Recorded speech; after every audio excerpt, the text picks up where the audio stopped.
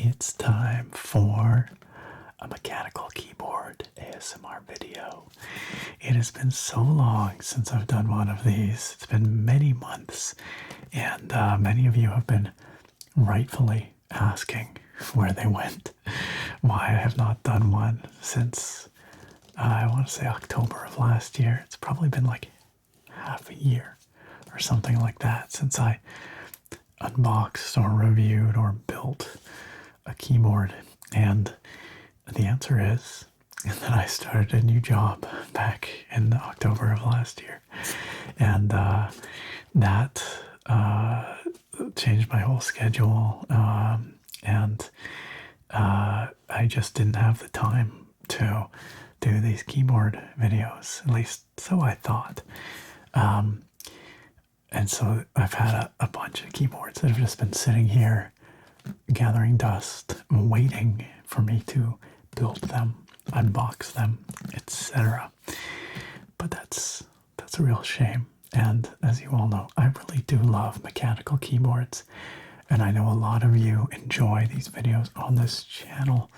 So I did want to bring them back. And so I said to myself, you know what? We're going to do this one way or another. It's time to make this happen. So today we're going to be starting a build with a new keyboard kit and some keycaps and switches, of course. And we'll see how far we get. I don't know if I'm going to finish this build today or if it's going to be a two-parter, but whatever it is, it's high time we did one, so we will see. I do not know yet where we will get to, but I'm glad to have you along for the ride. So today's relaxing mechanical keyboard build is brought to us by our friends at Banggood. Banggood.com. Yes, they have pretty much everything. They sell kind of everything, but certainly mechanical keyboards is one thing they have a lot of. And if you are considering building a keyboard of your own, they are a great place to check out. They have all the bits and pieces you could want, from the keycaps to the switches to the kits, lots of hot swappable kits, and much more, accessories galore. So big thanks to Banggood for sending over the items that we are using here today. You can find a link to all of the parts here down below in the video description. And if you do buy through there, you will also be supporting the channel. So big thanks if you do. Consider checking it out. So my goal with today's keyboard is to build the cutest keyboard I've ever built. The coziest, most cottagecore little keyboard. Now, I'm sure you could take this a lot further if you really wanted, but in particular I found a few parts on Banggood that I thought would look really cute together. So we're going to have a purple themed board, and that is being provided by the MonsGeek M1W. Now, MonsGeek is one of those companies that's kind of appeared in the last couple of years and is really pushing the boundaries of what you can expect in terms of value in a keyboard. And for that reason, they've kind of become one of those budget darlings, along with the likes of 𝒞𝑜𝓏𝓎, for example. They occupy similar space in terms of the price point, but also the quality of their offering. This is the first MonsGeek board that I have ever tested out, but I've heard good stuff about them. So the MonsGeek M1 is their 75% layout aluminum board. It has a nice little rotary encoder in the top right corner. That's a knob. We just call it a rotary encoder because it's fancier, I guess. And yeah, nice aluminum chassis, nice gasket mount. So it should be a soft, flexy typing experience. Some pour-on foam for dampening. Of course, it's hot swappable, so you can pop in any switches you want, take them out, swap them out. No soldering required. It's got RGB, all that good stuff, you know. So I'm really looking forward to checking it out. And critically, it's not terribly expensive. I've seen this one on for about $100 before. I think it's on for about 108 on Banggood at the time of recording. The W designates the wireless version. So this comes with Bluetooth and 2.4 gigahertz wireless connectivity. If you want just the wired version, it's even cheaper. I think it's about $80, maybe less. And like I said, aluminum. So I'm really curious to see and feel this thing. What it doesn't come with, of course, is switches and keycaps. So for the switches today, I've got these guys right here, which look and feel really fun. These are from 𝒞𝑜𝓏𝓎. 𝒞𝑜𝓏𝓎 is a renowned switch manufacturer. They make really great quality switches of all kinds. These are 𝒞𝑜𝓏𝓎's Taro Ice Cream switches. Taro Ice Cream. So we've got this Taro purple stem here made of POM, as is the casing. And POM is a nice, soft, self-lubricating plastic that sounds and feels really nice. These come lubed from the factory, and they are a light linear switch, which means there's no bump all the way from top to bottom. They're just linear action till they bottom out, and 37-gram actuation force. So that's quite light. That's quite light. We'll take a closer look at them later, give them a little listen in a little bit when it comes time to put them onto the keyboard. But for now, just wanted to let you know what we got there. And then for the keycaps, I've got something pretty fun here. These are labeled Year of the Rabbit. On Banggood, they are called the Midsummer Night's Dream keycap set. They are a very fun and colorful set. Very cute. Look at these things. Look at these things. You know, when I said cottagecore, this is what I meant. We've got some herbs, a little moth here. We've got a little bird and some cats and some yarn and a crystal. We've got some candles over on the other side. All kinds of fun stuff. And there's more in here as well. They're a very adorable and pastel looking set. And I just thought they would be a really fun match with the purple Taro Ice Cream keycaps and our purple MonsGeek M1W. So again, we'll take a closer look at these when we get to putting them on the board. But that's what we've got coming up.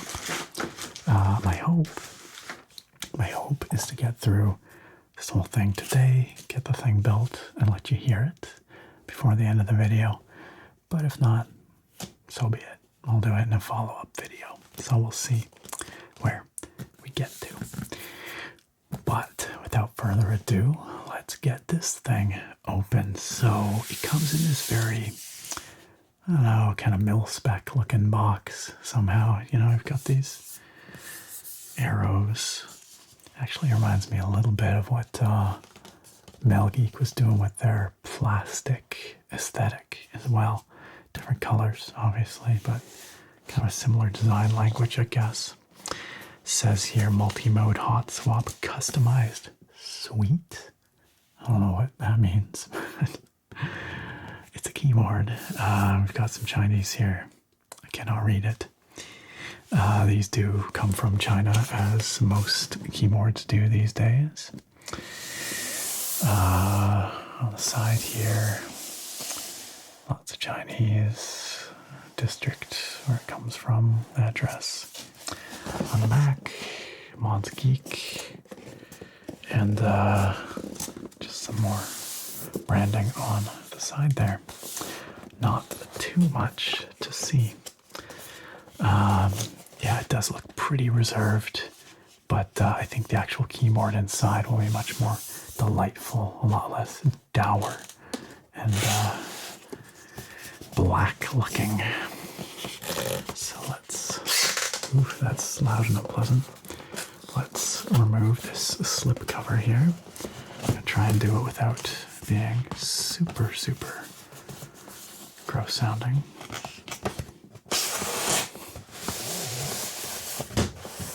There we go. And you can probably get the impression that this is really not for sale on a retail shelf necessarily. I don't think the outer slipcover there really had the information you'd want for something like that. Inside the slipcover, MonsGeek, otherwise a nondescript black box. Not much to see there. If we open it up, I think there will be some more interesting things to see though. It's pretty weighty. It's got a nice heft to it. There's clearly something of some mass in here.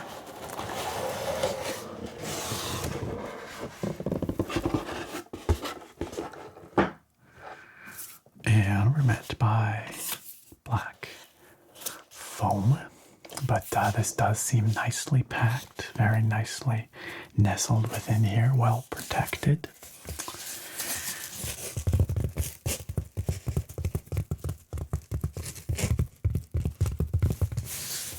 Nice thick foam there. Oops. And what is this? What the heck is this? Huh. It's like a big sticker. It is a big sticker. I honestly have never seen that before. I have no idea what that's for. You could stick it on top of your dust cover, I guess. Don't know why you would. It's very strange. I wonder if it's to go on the underside of the board for some reason. I don't know. Anyway, here we've got the keyboard itself with the dust cover. We've got big, thick foam surrounding it on all sides. This feels pretty premium for what is ultimately a, you know, I don't want to call it a real budget product, but like a very solidly lower mainstream price point, I guess, at about $100, right? But this feels more premium than that, I would say. We've got some accessories here. Let's see what pack-ins they give us.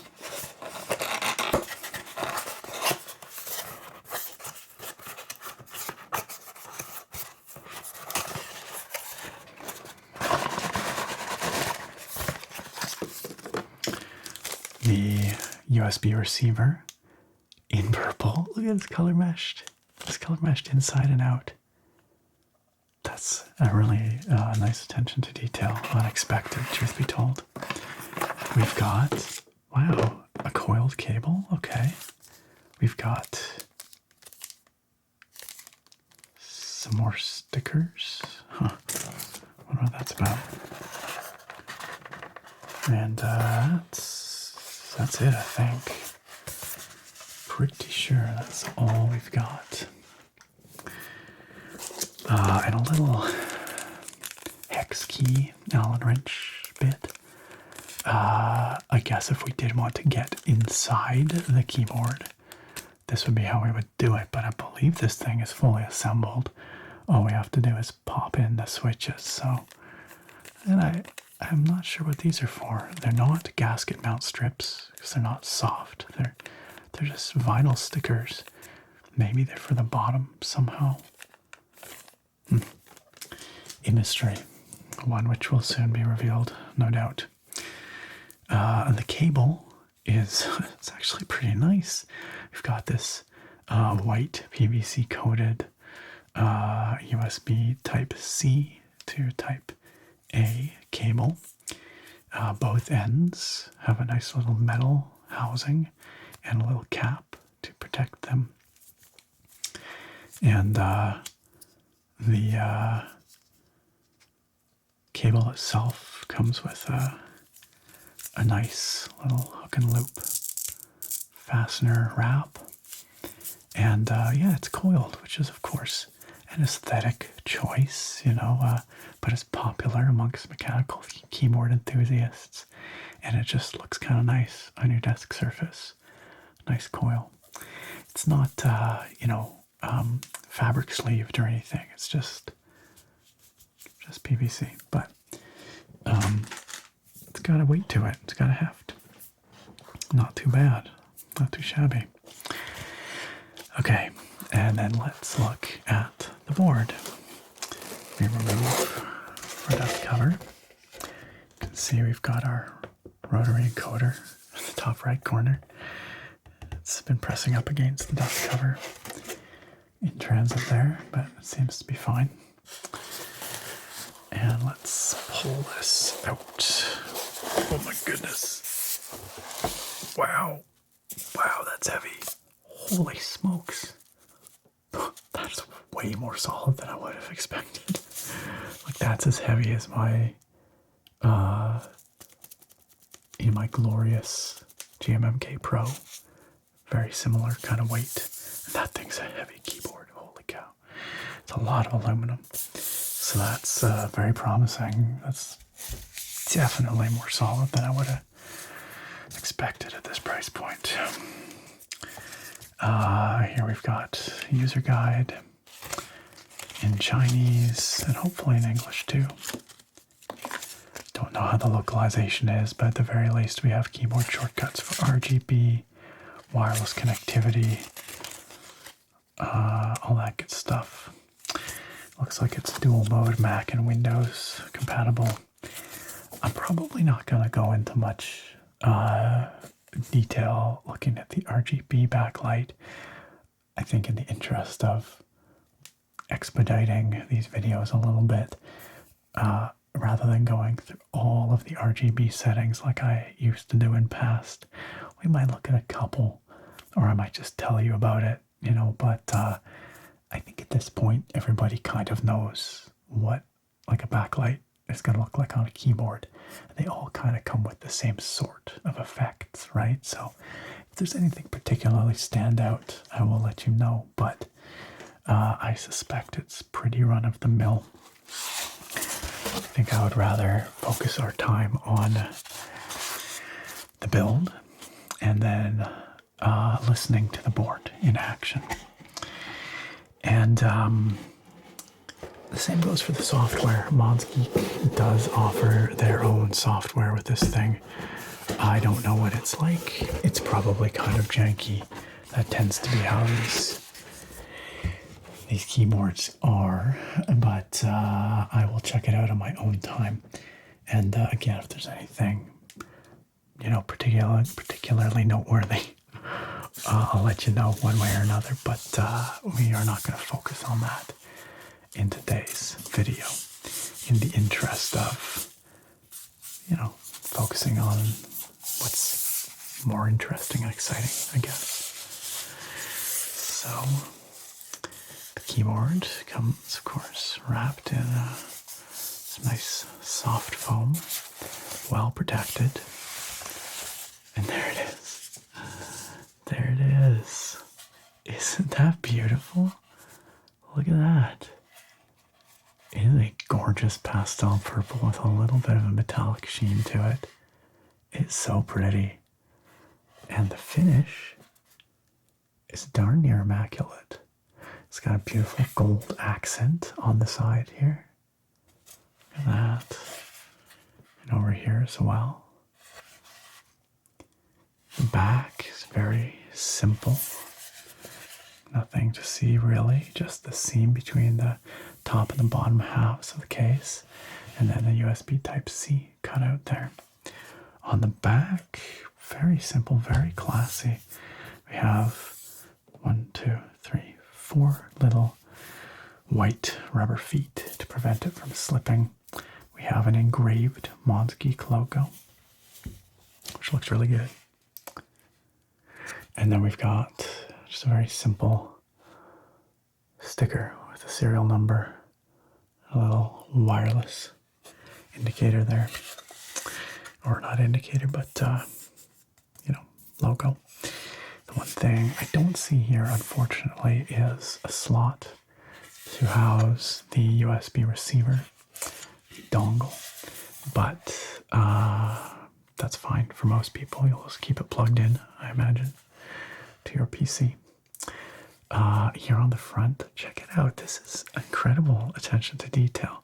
So, of course, we have our knob, our rotary encoder, if you want to be fancy about it. Let's listen.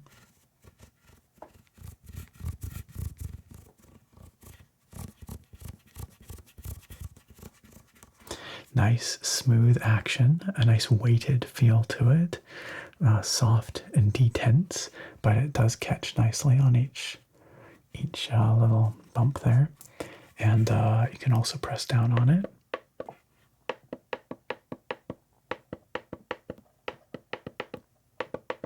A nice solid sounding click, not cheap sounding or feeling at all.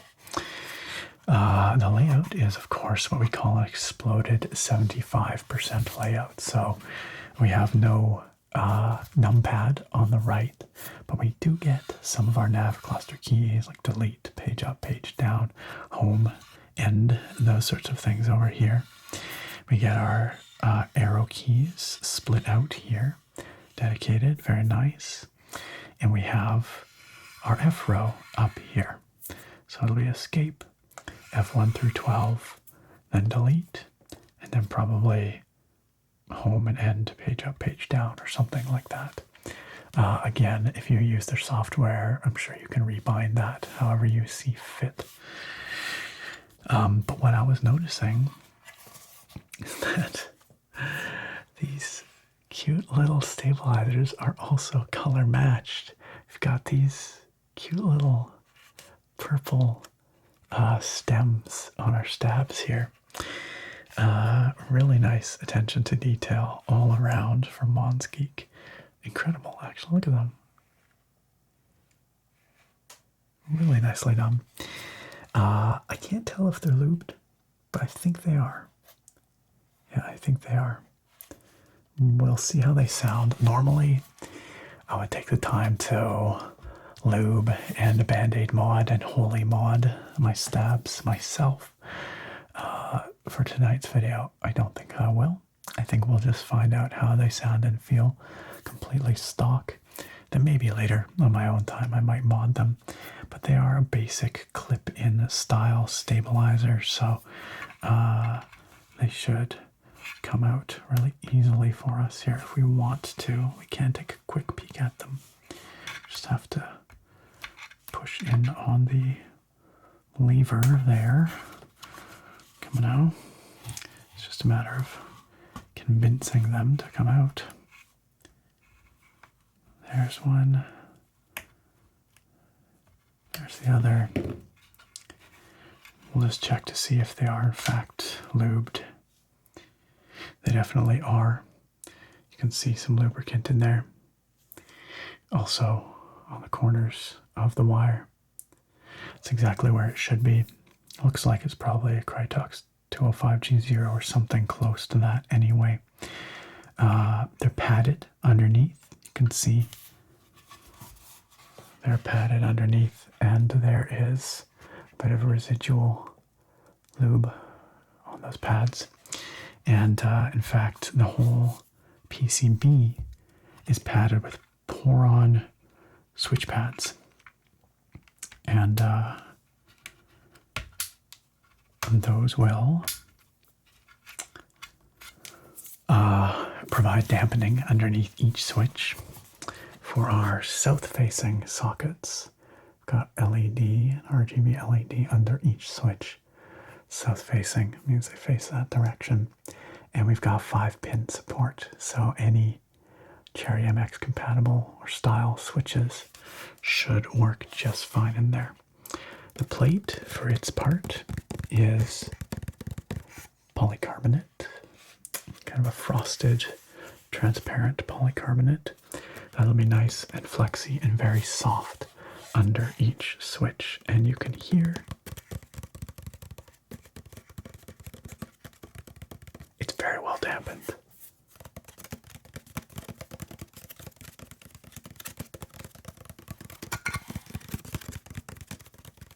No rattle at all whatsoever. There is some pour-on foam sandwiched in between the PCB and the plate. It might be hard to see, but trust me, it's in there. Maybe you can sort of tell. And there's another dampening foam underneath the PCB as well. Like I said earlier, this is gasket mounted, which means that the plate and PCB assembly is essentially sandwiched in there with dampening foam around the edges to isolate it from the case. That way, when you're typing, the vibrations are not transferred into the case. So you get, again, a nice, soft, flexy typing experience. Probably a little bit of bounce as well. It improves the typing feel, it improves the typing acoustics, and it minimizes rattle and things like that. So, this looks stellar. Like, this looks so good. The finish is flawless. I've not seen a single blemish anywhere on it. The color is gorgeous.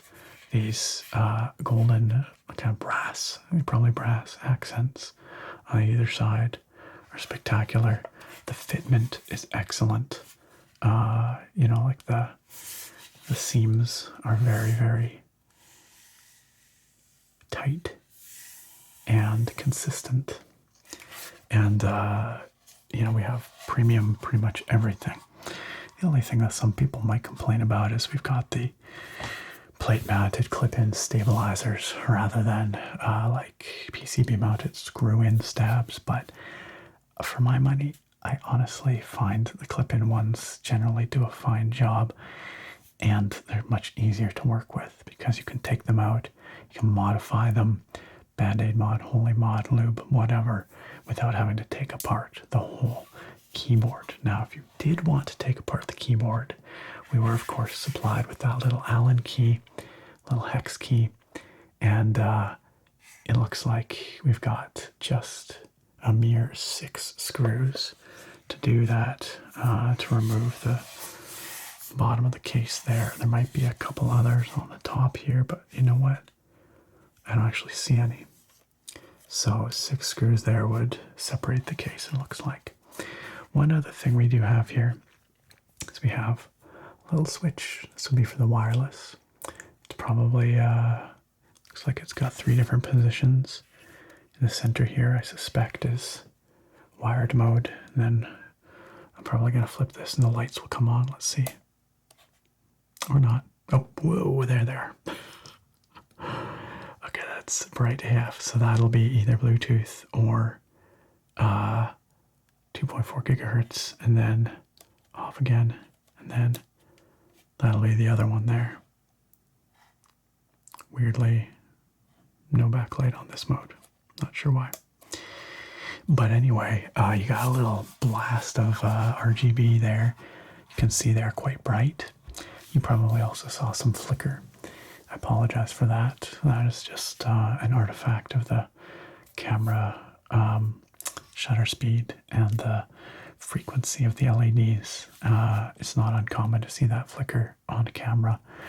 To my eyes, though, the flicker was not visible. They looked bright and colorful. Okay, well, that about does it for the board. It's a pretty straightforward piece of hardware, but it seems shockingly well made, honestly, for the price. And it's so solid. Really nicely done, like very classy. Look at that color. Wow, that's beautiful. Just gorgeous. Okay, so but that's not all. As I was showing you earlier, we have some fun switches that are color matched ish, ish. So let's bring those out here again and take a look at them a little more closely. So you can get these in 30s or 70s from Banggood. They come in at a price of about 67 cents a switch, which is not cheap, but not crazy pricey. The very cheapest switches, you're looking at sort of 20 to 30 cents a switch.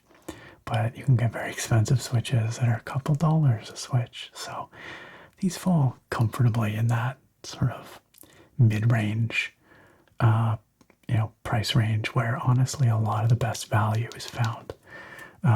And these guys definitely seem like they're going to offer some great performance, acoustic performance and tactile performance for the price.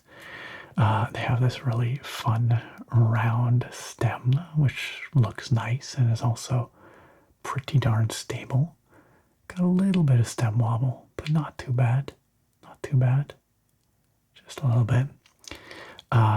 This beautiful purple that matches this keyboard. Not perfectly, but pretty well. Pretty well. I really wanted to try and get stuff that was pretty closely matched. We've got this off-white casing, which is the ice cream. This is the Taro Ice Cream switch, of course.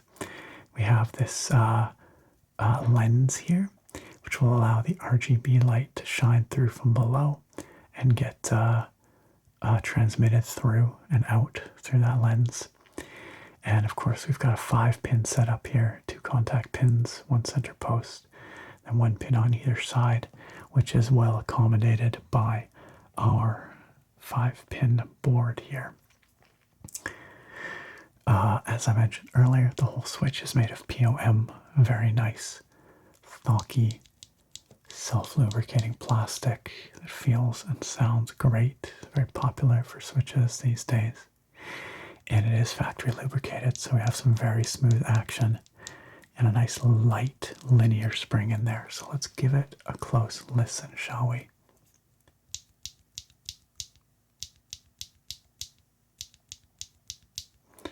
The sound you're hearing is, of course, just the switch bottoming out. But in terms of the actual motion, here I'll try and do it without bottoming out so you can just hear, the smoothness of the action itself. Listen.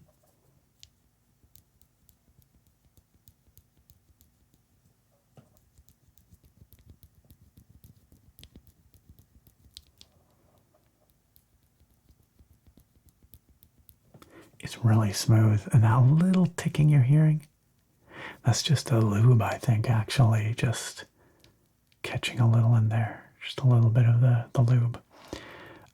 But the bottom out feel is nice. It's got a good thock to it. It's very clean.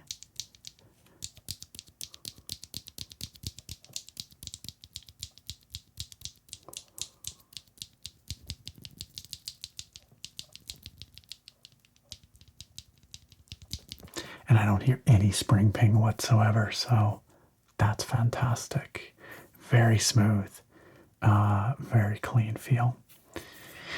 And so I'm gonna throw those in here right now. I will probably speed it up so that we can get through them a little faster here, and you'll see it zip by in fast forward speed.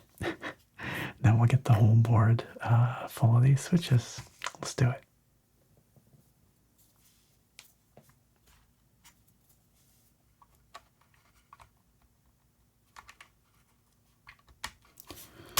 Before I speed it up, I will just let you know how these go in, and the answer is really easy. They have a nice snug fit, but not too snug. I don't feel like I have to force it. They snap in pretty easily, and they feel secure.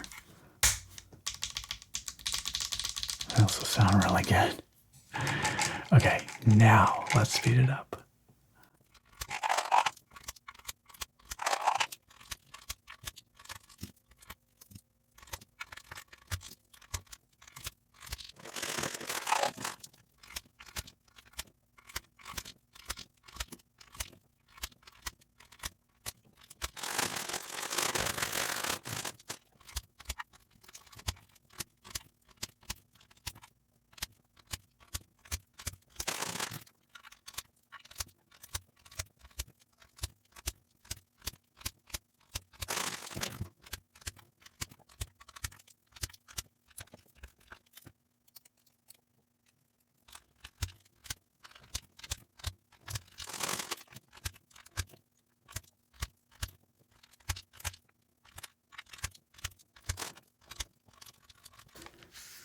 And there we have it, friends.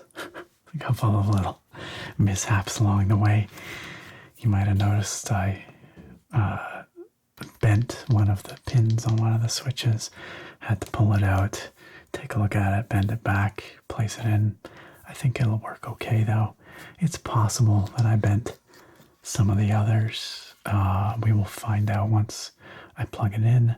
I always just go to a like online keyboard tester and just press every button to make sure they're all working once I plug in a keyboard for the first time. And you might have also noticed I dropped one there. I'll have to dive under the desk and get it later. But otherwise, it was pretty uneventful. And I gotta say, this looks pretty good, doesn't it? This looks really nice. The Taro Ice Cream keycaps are so cute. And they go spectacularly well with this case. Even better with the stabilizers. They're like perfectly matched to the stabilizers just about. So that is amazing. I love it. This is going to be such an aesthetic keyboard. And these things sound great. Listen.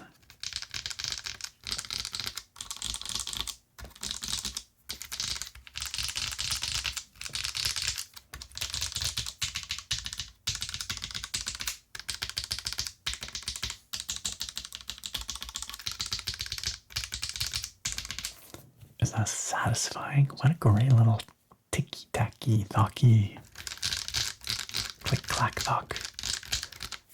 This is what I love. This is why I love this hobby. In part.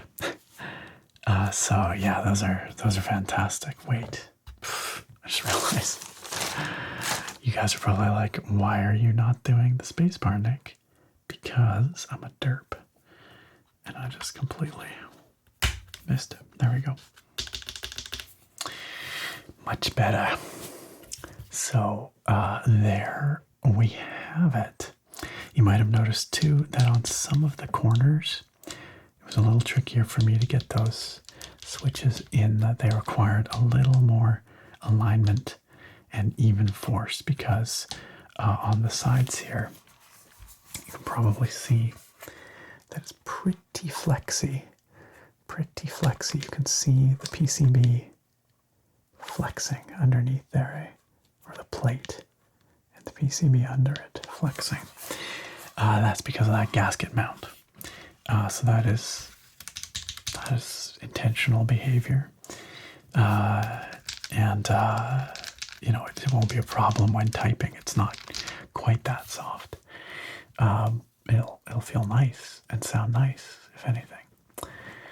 Okay, so keycaps. Let's put the switches away for now. I'll transfer these extras over to the jar. How about that? It's kind of loud.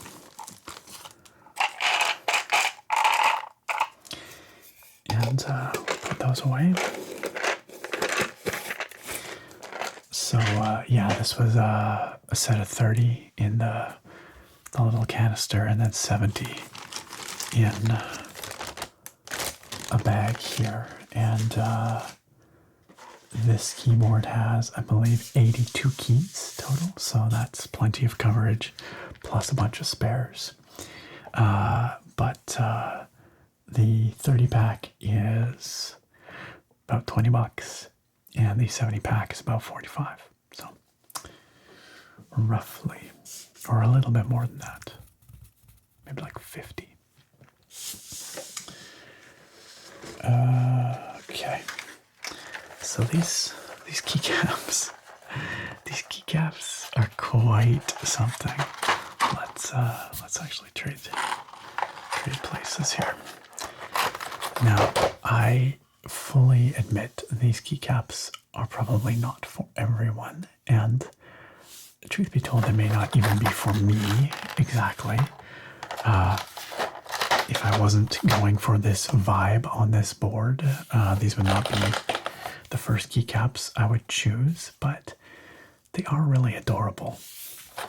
And even better, they're really affordable. $20 for the set. This is obviously one tier of them here. It's our alphanumerics, our F keys, and our modifiers. This is what you would have on a 60% keyboard, for example. And then we've got second layer. Terrible sound. Second layer of them here with the nav cluster, numpad, some really cute novelties. Look at them, pretty leaves, birds, little paw print, some cozy mugs, and alternate color options for the modifiers as well. And a little keycap puller. This is not a high quality keycap puller. I would recommend using a wire style one like this if you can. But this would work in a pinch, I suppose. Interestingly, the keyboard itself did not come with a switch puller or a keycap puller. You notice I did use the switch puller a couple times while installing the switches, and I'll probably use the keycap puller a couple times while installing the keycaps. So those are handy things to have, and it's a little unfortunate that the board didn't come with them. I'm also reflecting on the fact it's a little unfortunate that the wireless switch for swapping modes is here underneath the caps lock. Once you get that keycap on there, it's a little awkward. Kind of would have preferred it somewhere on the exterior of the case, but I guess they opted to preserve the aesthetic of the exterior, not mar it with a switch. But for me, I kind of prefer to see it on the back. But anyway, the keycaps are really adorable, and they are not a perfect color match. They're a little darker, but they're still in the realm of a match. And this pale kind of mint green, I think, will also go really, really well with that purple. And we also have this like very pale pink. I'm assuming I'm getting these colors right. I could be wrong. You might be like, Nick, that's totally blue. It looks purple to me. As I've said many times before, I am color deficient. I do not see reds or greens properly, and that messes with my color perception in a lot of ways. So I don't necessarily always see red in purples properly. I don't always see red in pinks, and greens can look awfully brown. Anyway, but I'm pretty sure I'm correct in saying we've got mint green, we've got purple, and we've got pink, I think. And then we've got these white alphanumeric keys with legends in all kinds of colors. I'm not even going to try and guess at what we've got here, but I see oranges, greens, goldenrod colors, lots of colors. So really bright, very, very colorful and fun. And for their part, these keycaps are made of PBT plastic, which is a high quality plastic often favored for keycaps because it repels finger oils. They don't shine up the way some keycaps do with use. And these ones are nice and thick. Look at how thick they are. Look at that. Very little flex, even on a big key like this. Really thick. They are colored with dye sublimation, 5-sided dye sublimation, meaning that the colors and dyes are fused right into the plastic, so they can never wear out or, rub off because there is nothing to rub off. They're just dyed right into there. And the profile is what is called XDA. XDA. So if you look at them from an angle, like so, you'll see that they're all the same height. There's no stepping to them, no sculpting on each row. They're all just the same height. It makes for a very pillowy looking keyboard. It's a nice soft aesthetic because, as you can probably see, I'll just try and get one of these out of here. Sometimes it's trickier than it looks. As you can probably see, they have these nice rounded sides that give it this very pillowy kind of look. They are a little bit like an SA profile, if you've heard of that or seen that before, which is a sort of an old-fashioned style that you would see on old typewriters and early PCs, in that they have this spherical profile. But they, unlike SA, they are not stepped, and they're only very lightly scooped on top. But they are scooped, and so they kind of cradle your fingers just a little bit. Just a little divot in the top of each. Oops. The top of each, you can sort of see. Just a subtle divot, but they're pleasing to the touch. That's nice, soft feel, both in the sculpting and the material. So I think that soft, pillowy look really lends itself to the aesthetic that we're going for here. I called it cottagecore earlier. I don't know if that's actually correct. I feel like we need more mushrooms and like gnomes or something to be properly cottagecore. I don't know. But it's cute. Whatever it is, it's really cute. It's very aesthetic. So I'm going to do the same as I did with the switches, which is throw these all on here and speed it up so that you get to enjoy the fruits of my labor without having to sit through the whole thing in real time. So I'm going to try and position this so that you can see all of the keys and all of the keycaps as I go. I'm also going to pull out the manual to see if it shows us what the actual layout is. I'm not sure that it actually does, because we've got some keys over here that will have default functions, but oh, it does actually. Home, page up, page down, end. Okay, perfect.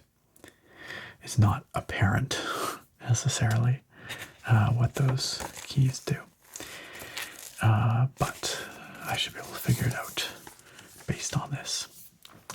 Okay, let's get cracking.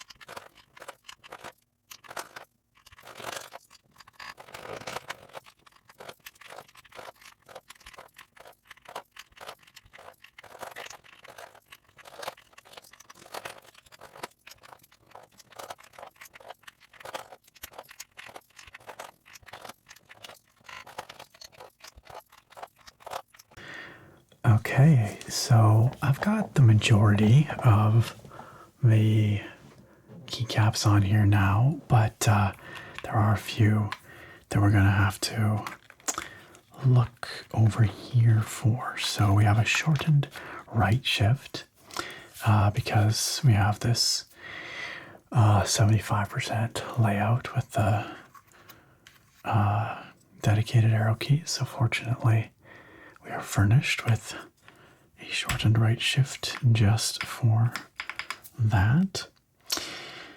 We also have a 1U right alt function and control.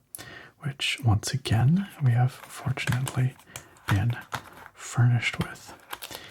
Now, this is a pretty eclectic assortment of aesthetics. I'm just, as we're going along here, I'm kind of marveling at it actually. There's a lot of different looks going on here, including, well, we've got baking, we've got toast here, we've got a gingerbread man, looks like a gingerbread tree over here. And then we've got the crystals and cats and yarn. Just trying to get this key out of here. This is, oh my gosh, they're shockingly difficult. And we've got vampire fangs. Vampire fangs is a really weird one. I'm also noticing that we have one key with random Chinese characters on it. So, you know, it's a $20 keycap set from China. You can only expect so much. But it's fun. If nothing else, it's fun. It's eclectic and it's fun. Let's put our dedicated arrow keys here. I think we can all agree it's cozy. Although the vampire fangs are sort of a weird fit, but cozy vampires. Ironically, they call it the Year of the Rabbit on the box, but there's not a single rabbit to be found anywhere in here. We've got birds, we've got cats, we've got a moth, which I'm a little sad we don't get to use on this layout, but oh well. And then yeah, but no rabbits, not a one. So let's do this. I think it was home here and here, page up here, page down here. And if you wanted, you could replace all of those with these little novelty keycaps, and delete or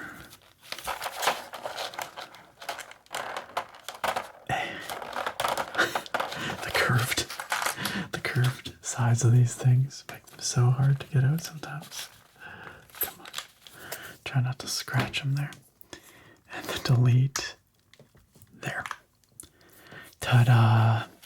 And of course, again, you could replace any of them with any of these novelty caps, really. One of the great things about the XDA profile being flat, as I was saying, is that you don't have to worry about, for example, having the right profile key to go in the right row in your nav cluster keys here, because 75% boards are notorious that way for, you know, being difficult to accommodate with just a typical, you know, 108 key keycap set, because the profile of the nav cluster keys, it matches these rows but not these rows. And so when you're, you know, putting end and page down, for example, down here, they look wonky in terms of the profile. If you're using a sculpted profile like OEM or SA or something like that. But here with XDA, all the same height, therefore not a problem. And it just gives you more flexibility with what you put where. You don't have to worry so much about getting keycaps with, you know, the right kind of coverage for your layout. So there we have it, y'all. I think it looks really fun. Some of you might think it looks heinous, but I think it looks really fun. It is a mood for sure. It is cozy, it is pastel. It's kind of beautiful in its own way.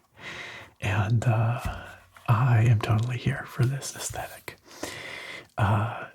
This is coming from someone who's got a lot of keyboards. And I know many people like a much more minimalist or gamery aesthetic. This is not that, but I love it for that. It's so different from anything else I have. And so for that reason, it's delightful. Now, I will be doing a sound test here very shortly. We'll do a typing test in a minute. Like I said, I think I'll skip the RGB test. As you can see, these are not shine through keycaps, so the RGB is going to look pretty muted anyway. It's going to just shine from between the keycaps, diffuse from between, but you all know what RGB looks like anyway. But we will definitely do the typing test to hear it. But before we do that, let's take a quick listen to these stabilized keys. I took a cheeky little test with a couple of them as we were going along there, but you probably didn't hear them because it was going fast. So let's see how the stock stabilizers sound.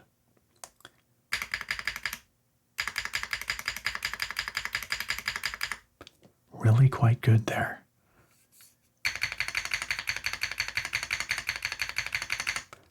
Excellent. Best yet, I dare say.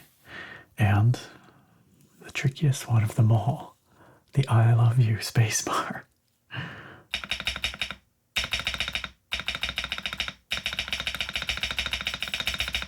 That's stellar. Just the slightest bit of tick over here on the right side, but otherwise a bit hollow sounding, but that's just the nature of these things.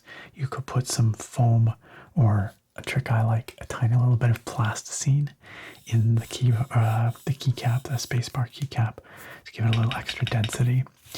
There's lots of options you can do there. Silicone if you have it, but you could literally just cut a piece of the foam from the packaging to fit inside here, or a couple pieces, and give it more density so you don't have that hollow kind of sound. But again, that's not the fault of the keyboard or the stabilizers. That's just how these things are. But oh, that's good.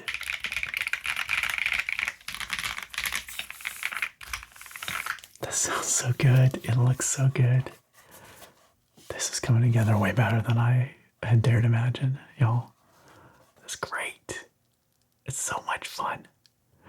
All right, but enough of that. Not enough of that. We need more of that. That's why we're going to go do the typing test right now. Let's see how this thing sounds in action.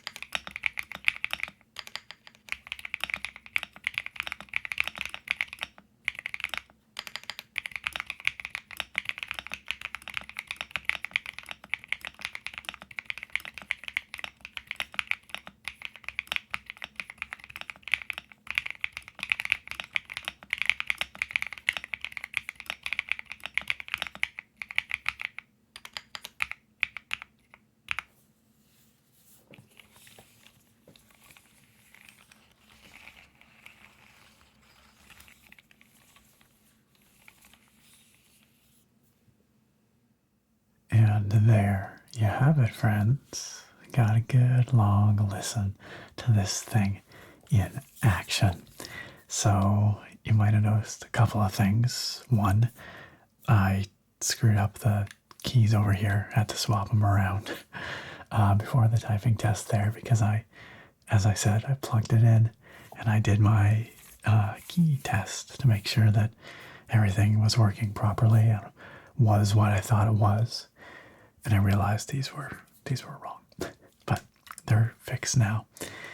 I also had about 4 keys on the board that I had to remove and fix the pins because I had bent the pins over by accident. So it does happen. It's because I was installing the switches in a bit of a hurry and I didn't check every single one to make sure that the pins were straight before inserting them. But you, dear friends, should probably do that when you're building your keyboard. That said, it's easy enough to just bend them back and then they work a-okay once again. In terms of the typing sound and feel, this thing is a little bit brighter and sort of clackier than I expected. I actually thought that it would be a little on the softer side. Part of that might come from those switches. Part of that might just be the gasket mount not being as soft as I thought it might be. It's difficult to say, honestly. There's a lot of things that can contribute to that. The keycaps themselves as well. I think personally it's a really satisfying sound signature, but if you're looking for a deeper, thockier sound, this probably isn't it. But I do think it's a really nice sound and a really nice feel. The only thing I wasn't a big fan of in that typing test was the space bar. You might have noticed it has a tick to it. And I did mention that earlier, but it was really prevalent all through that typing test. That's because when I type, I spacebar with my right, and that's right over where it ticks there. If I spacebar with my left, no tick. On the right, got that nasty tick. It might bother others less than it bothers me, but it's a little annoying, personally. And it does spoil the sound a little bit. Now, that being said, really easy to fix. Not a deal breaker at all. Also just luck of the draw, like if you got one of these, it may very well not have that tick there. Stabilizers are hard to get right from the factory. And so, the fact that by and large, 90% of the way, the stabilized keys here sound good is impressive. It's just unfortunate that that tick happens to be right where I spacebar. But yeah, just a little bit of probably, it's a couple of things you can do, but part of it might be that the wire is not quite balanced, so you could check that. Part of it might be could use a little more lube in there, or maybe a holy mod to give it a little more padding in there. At any rate, it is quite solvable, and I will probably do that because I would like to keep using this board because it's a delight. It's delightful. I will say it took me a little bit to get used to the XDA profile without any sculpting, being all flat as it is. And these keycaps are also pretty slippery. In addition, the switches are very light and very linear. So for typists, they might not be quite what you're looking for. You don't get that much tactile feedback, nothing really, until you bottom out. For gamers, might be exactly what you want. Nice, smooth, quick action, and shorter travel distance as well. I didn't mention this earlier, but the travel distance on those switches is only 3.5 millimeters as compared to the 4 that is typical for Cherry MX style switches. So they don't go down quite as far. That may be good or preferable or not, depending on what you want. I think it's a nice balance of responsiveness and, you know, a satisfying action. But so once I got into the swing of it, though, once I got used to these flat keys, this flat profile, and the slipperiness of the caps, and the lightness of those switches, I started to be able to motor along.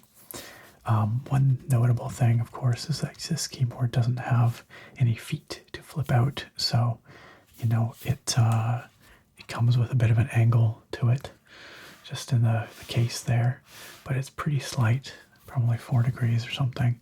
So if you want more of an angle, this case might not be for you. It does not go more angled than this, nor does it go perfectly flat. You're kind of stuck with what you've got here. But that is not uncommon for this style of keyboard and layout, especially with the aluminum case. And then my other big gripe, I guess, is that switch under this caps lock key over here. Kind of a weird place to put it. If you don't plan on switching modes very often, it's fine, but if you are like me and you like to switch modes frequently, it's a little annoying, especially if you're trying to, say, switch between your PC and a mobile device, for example.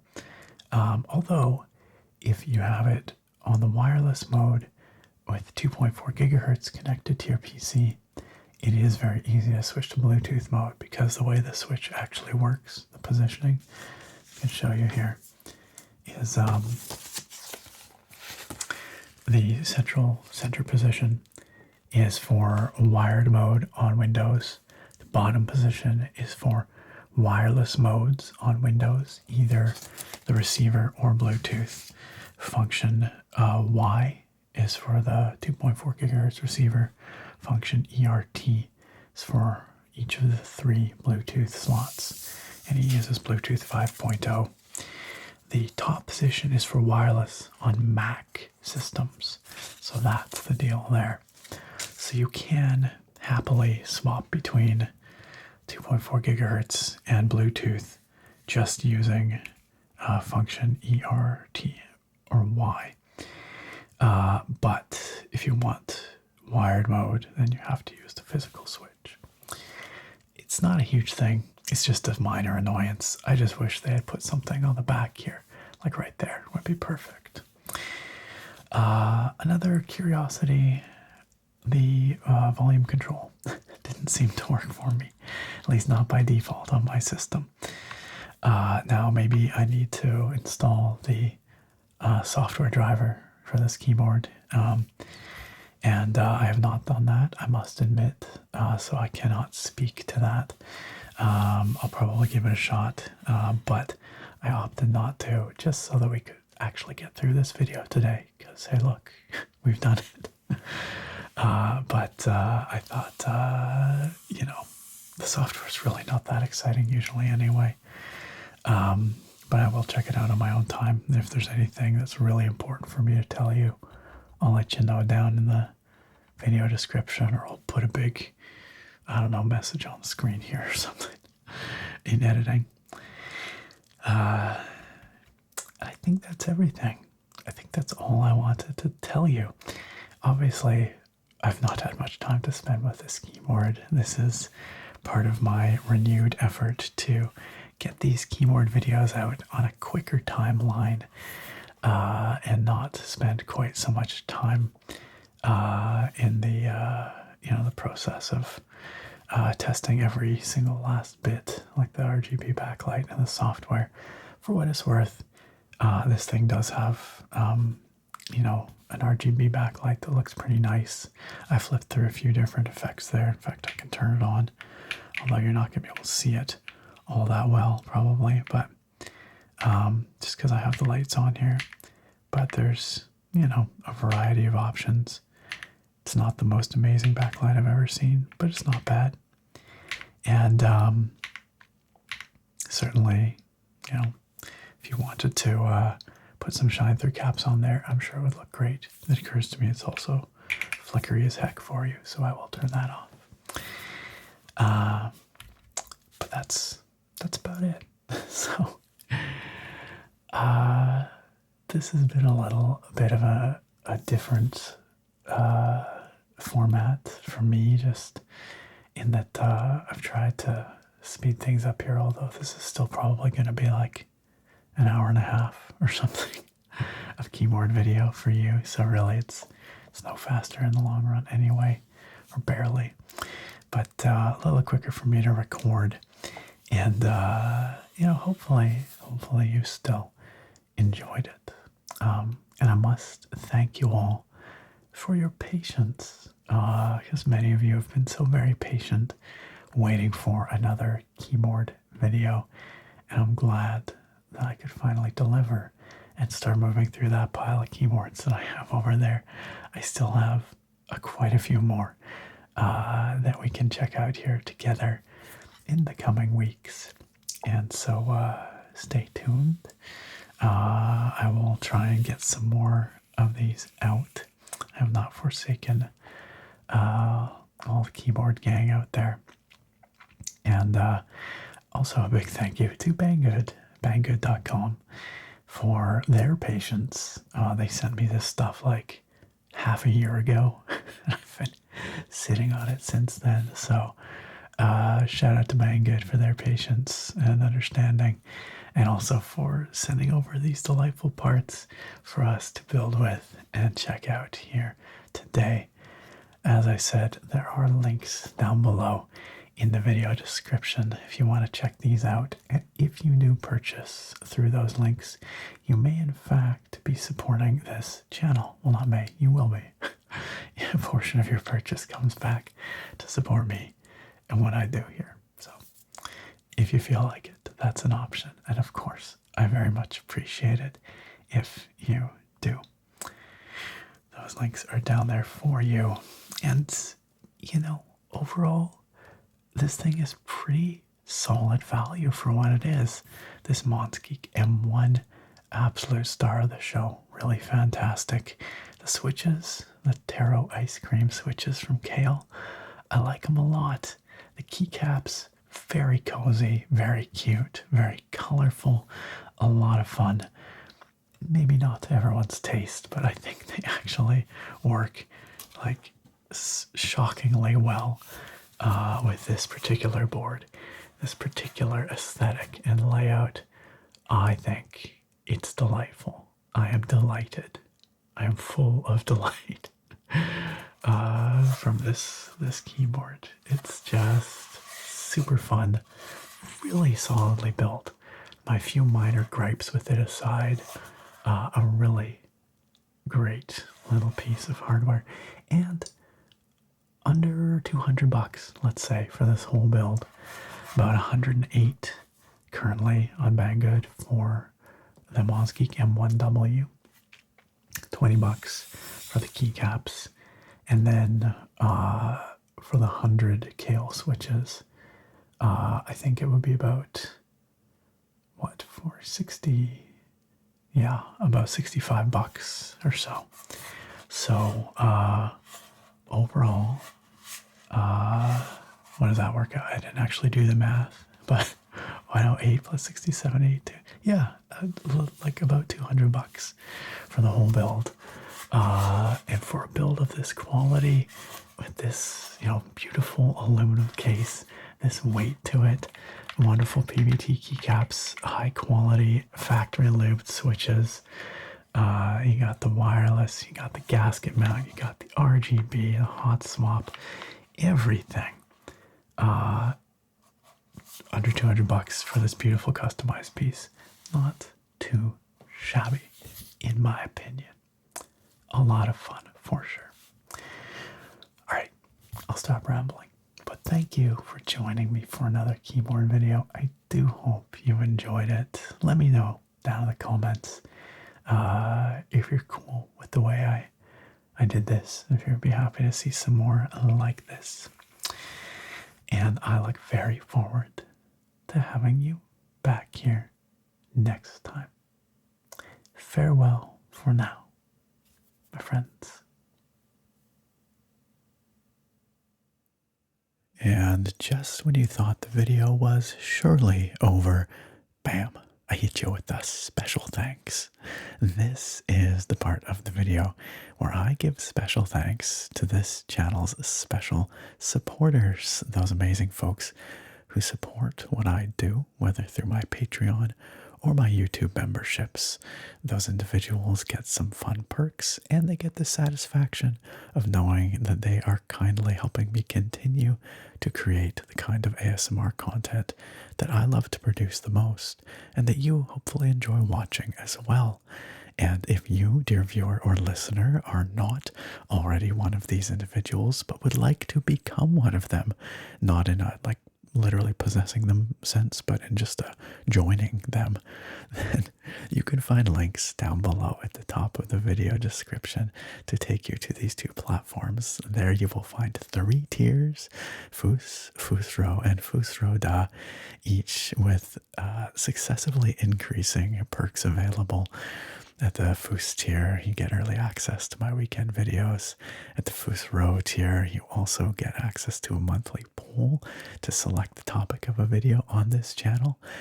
And at the mighty Fusroda tier, you get your name read out in a special spoken thank you in every single one of my videos. And you are about to hear our Fusroda tier patrons for this video. Oh, and YouTube members, supporters.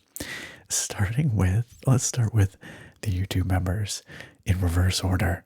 Starting with Bruce Buchner, Ragnar Ragnarsson, and Smitty. Then over on the Patreon in reverse order, we have Jake Luffney, K Time, Rango Steel, Odin Son, and Drummer Brit.